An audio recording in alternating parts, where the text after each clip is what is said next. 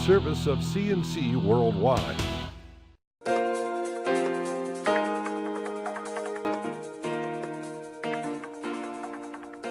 The Daily is a service of CNC Worldwide and Jib Jab. Greetings, I'm Bud Lowell. Your full AccuWeather forecast is always on top here on your CNC local news pages. Fire and police departments around America are holding commemorations for the 11th anniversary of the 9/11 terrorist attacks. This was the scene Tuesday morning at the Ridge Road Firehouse in Greece.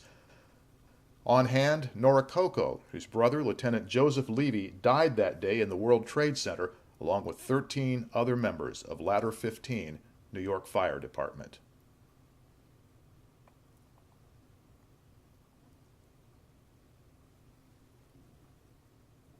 Lots of other news to get through today, so let's get with it. We've been talking for a couple of months about the new diverging diamond traffic pattern in Brighton at the Winton Road 590 expressway ramps.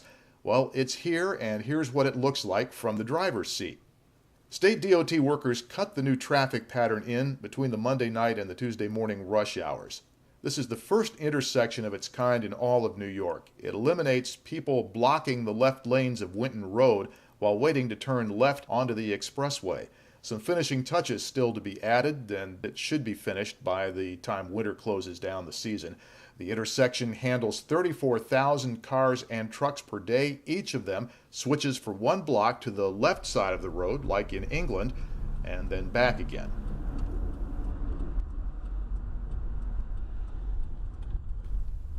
Eastman Kodak is planning to lay off another 1,000 workers by the end of the year, and it's downsizing the management as it changes focus from capturing pictures to printing and packaging them instead. That means a couple of top Kodak executives, including President and Chief Operating Officer Philip Faraci and Chief Financial Officer Antoinette McCorvey, are leaving, and it means the employee footprint will be vastly smaller than the days when these images of Kodak at its peak were taken in 1963.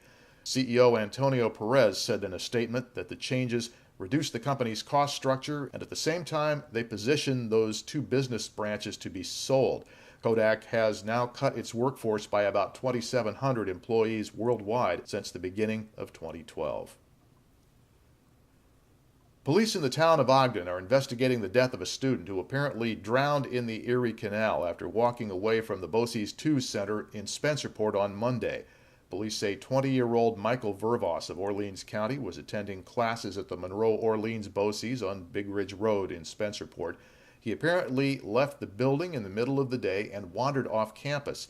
Staff realized within minutes that he was missing, and they began following their emergency procedures. But shortly after, a passerby called 911 to report someone in the water off Slayton Avenue. Ogden Police Chief Douglas Nordquist says the passerby pulled Vervoss out of the water, then he and a school nurse from BOCES, who was also there, began CPR. Emergency responders rushed Vervoss to Unity Hospital, but he was pronounced dead shortly before 2 p.m. The chief says there were no signs of foul play, and the death appears to be an accident. BOCES 2 released a statement saying the entire Monroe 2 Orleans BOCES family is mourning the loss of one of its students. It's doing a full internal investigation and can't comment further at this time. United States Senator Charles Schumer made a stop at Gates-Chili High School Monday, launching a push for safer football helmets, ones that protect against concussions. Doctors have become increasingly aware of the dangers of concussion injuries, especially in growing children. Senator Schumer said the voluntary safety standards now in place on football helmets don't specifically cover youth-sized helmets or concussion risk. It's now known that concussion can cause short and long-term memory loss, depression, and impaired cognitive function.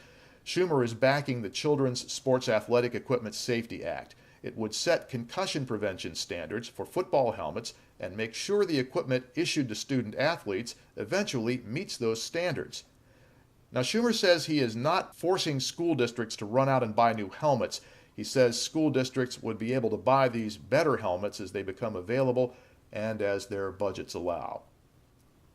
Finally, here's a look at the groundbreaking ceremonies for the new Golisano Children's Hospital at the University of Rochester Medical Center. Instead of the usual suspects, they handed the shovels over to children who recovered after being treated at the Golisano Children's Hospital. This is a 245,000 square foot addition to the URMC and Strong Memorial Hospital. It's a $145 million project.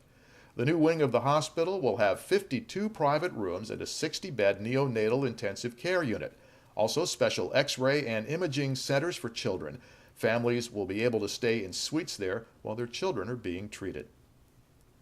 On this page, you can find links to these and other stories. At the bottom, links for you to use. You can send us stories that you've written or just tips, shout-outs, things you want to see covered, sports items, anything you want us to know about. If it's news to you, it's news to us, and we want to see it on here. Next news as it happens, updates when necessary. I'm Bud Lowell, CNC News.